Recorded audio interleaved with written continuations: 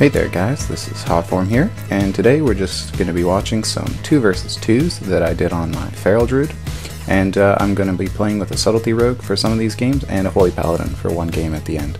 In this first matchup, we're going to be going against a Frost Mage and a Feral Druid, and we definitely don't want to open on the Mage. He's our secondary target. He's after we kill the Druid, because the Mage is able to kite both me and the Rogue pretty effectively if he knows what he's doing. And we're just going to get stuck, and the Feral Druid will gnaw at our feet and he'll kill us while the Mage just kites away. But if we can get a solid opener on the Feral Druid, which it looks like we're going to get here with that sap, he can go down quite quickly, and then we can just 2 versus 1 the Mage and finish it off pretty easily. So we're getting a good opener here, dropping a smoke bomb. The Mage is trying to peel for his Druid as best he can. I'm just going to Furious Roar, break all the slows, and I'm going to wait till he's far enough away so that my leap takes me over the Ring of Frost, and then I'm going to finish him off with just a Ferocious Bite. And he goes down pretty quickly. He kind of struggled to live, but it was such a good opener for us getting that sap on him that he didn't have a lot of options. But the Mage is still a threat. We used all of our cooldowns early, and you can see I'm running here because I definitely don't want to be around with the Mage at the moment. And that's because he could still kill me here, you know, with just a bit of burst. I'm pretty low on health, and my Rogue's not under attack. There's no reason for me to stay around. My Rogue's still completely full health, and if the Mage switches to him, it's going to take him quite a while to kill him. And while I'm doing this, he's just taking fire from my Rogue, so there's no reason for me to head back until I'm completely safe, which I am here now. I stealthed, and I'm on my way back, but my Rogue is starting to get under attack again by the Mage. Still, he's going to jump off the edge, and with me fully healed up here, I'm just going to get a pounce. It stops his evocation. That was nice timing. He's going to blink away, but he's pretty much out of options at this point, and we're just going to wear him down and finish him off. Another ice block. He's doing the best he can. He's got Fingers of Frost up there, and I know I have my trinket ready still, so I gotta look out for when that deep freeze is going to come, and then just trinket it immediately. And knowing that it's going to come will help me trinket it faster when it does hit me. As the Mage continues to kite away here, I'm going to switch over into bear form just to catch him. I'm going to Feral Charge Bear him, and most Mages will blink at a Feral Charge Bear because it's a root and they want to keep moving, but as soon as they blink you know they're set up for the bash, so if you can follow it quickly after, then it's quite a helpful gain. As we come into our next arena here on Ring of Valor, we're going to be facing a Holy Paladin and a Death Knight. A Frost Death Knight, I believe. And we're going to be going on the Death Knight. The Paladin is virtually unkillable with the Frost Death Knight's peels, because he can just freedom and sprint away while we get spam slowed. So we're going to go for the Death Knight instead and try to off-CC the Paladin while we burst the Death Knight down. I get a good opener here with a pounce, and I'm just going to start getting my bleeds up. My Rogue manages to land a sap on the Paladin as well. The Paladin's going to trinket out of that, and I'm going to cyclone him immediately there. I was waiting till the end of the sap, but because he chose to trinket, then just follow it up as quickly as you can. He's going to get out of that, and he's trying to get some heals on his Death Knight here. He gets blinded, so most of the story is on the Paladin right now. Although the Death Knight's taking damage, what he's doing isn't all that important. It's CC on the Paladin that's really what you need to be looking at in this fight. I land another short cyclone on the Paladin there, but the Death Knight is probably going to get talked up at this point, because we're out of CC for the moment. So we're just going to have to wait for our next rotation. But the Death Knight wasn't doing much damage that whole time. He's been death striking, using his Lichborn heals to try to top himself. And that means that we're still both at pretty good health despite the fact that we've been fighting for so long. But he's going to start putting some pressure out here. He's getting his diseases rolling on me, and I have my bleeds rolling on him. I'm going to go over to Cyclone the Paladin, but he strangulates and haunches me on my Cyclone proc, so that was good timing on their part, and I'm going to get stuck here without a Cyclone proc for a bit, but our next one should be able to line something up because it will be full. The Paladin's completely out of CC breaks, but we need to make something happen soon because I'm out of defensive cooldowns and my health is wearing down pretty quickly.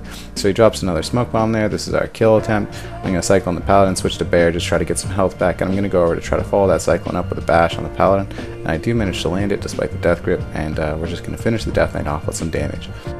As we come into Ring of Valor again for our next arena, we're going to be facing a Beast Mastery Hunter and a Subtlety Rogue. And although I can only see the Hunter at the start here, by clicking on him I see that he has the Honor Among Thieves buff, which lets us know that there's a Subtlety Rogue in the area, so we can be on the lookout for that. Both targets in this team are fairly good, they'll both melt pretty quickly. It just depends on what we can get a better opener on. And we get a sap on the Rogue here, so we're not going to have to deal with that flare. This is going to be a great opener on him. We get a pounce cheap shot, but he's going to vanish off immediately, which was a smart choice by him. I'm going to switch back to him after I Feral Charge the Hunter, but my Rogue's going to be on the Hunter for a bit. We're just pulling split here. The rogue's going to kidney shot me. I got bark skin up, but I'm going to trinket out of that anyways because I'm pretty sure I'm not going to get blinded. I look like the pressure target at this point.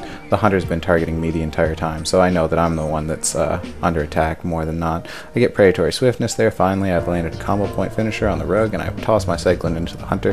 He'd already had to trinket out of a blind, so he's going to be stuck in that, and we do manage to finish off the rogue. But I'm still pretty low at this point. The hunter could finish me off if I'm not careful, so I'm just going to switch over to bear. I have no defenses up other than survival, frenzy regeneration, sorry. But I'm going to feral charge bear over to the hunter, and feral charge bear is almost infinitely better than feral charge cat.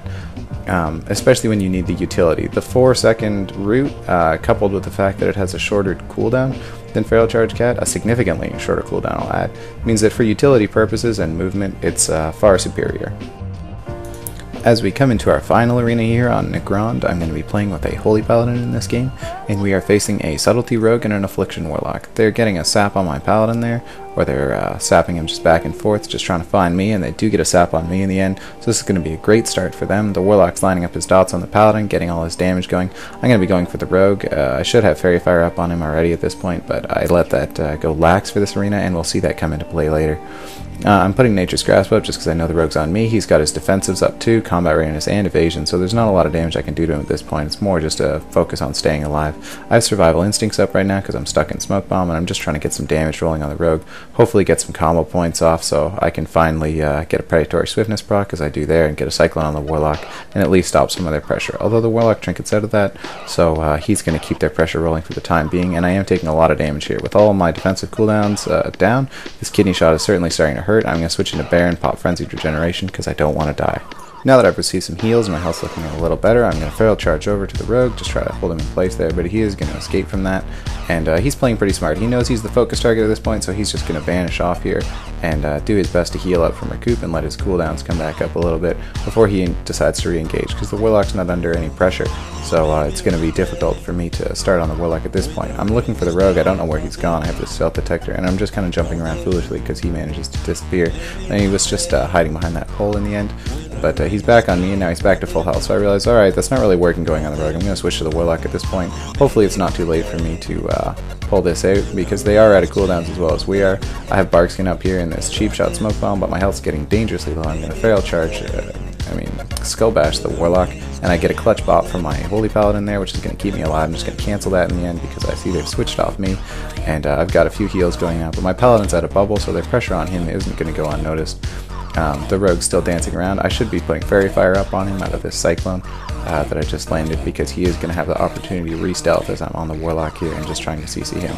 With Nature's Grasp up, he's going to get stuck for a while there, and he had already cloaked, but I should be keeping him in combat because the re-stealth is going to hurt out of this. I get a nice rip there, full 5-point rip on the Warlock, and I'm just trying to bleed him down while not line of sighting my Paladin. He's doing a good job keeping the opposite end of the pull of my Paladin, so I can't engage the Warlock most of the time here without just taking damage and not getting healed, so I have to do it kind of strafing runs and just land a few bleeds and wear him down slowly while I make sure to come back in line of sight to get healed up on my Paladin. I'm stuck here with the rogue for a sec, so I'm just tapping Feral Charge Bear, trying to get back over to the Warlock. And with the Feral Charge Root on the Warlock, I switch back to Cat since I realize I can get some good bleeds on him here and hopefully wear him down some more, because he is getting low on health at this point. And hopefully I can win the battle just by finishing off him, despite the fact that my rogue start didn't work. I'm going to just do a strafing run there, land that rip, and head out immediately because I need to get back in line of sight of my Paladin lest I die. And, as long as I can get that rip off, he's going to melt away. And here, I just Feral Charge back, finish him off quickly, and the rogue's left to fend for himself, which isn't going to work out too well for him. I should have been keeping Fairy Fire up on the rogue and and the Paladin should have been keeping him in combat, which would have been greatly helpful. As well, starting on the Warlock would have made this arena obviously easier because I didn't realize the rogue would be such a difficult target to kill. So that's about all there is for today, guys. Hopefully you enjoyed the video, and I will see you next time.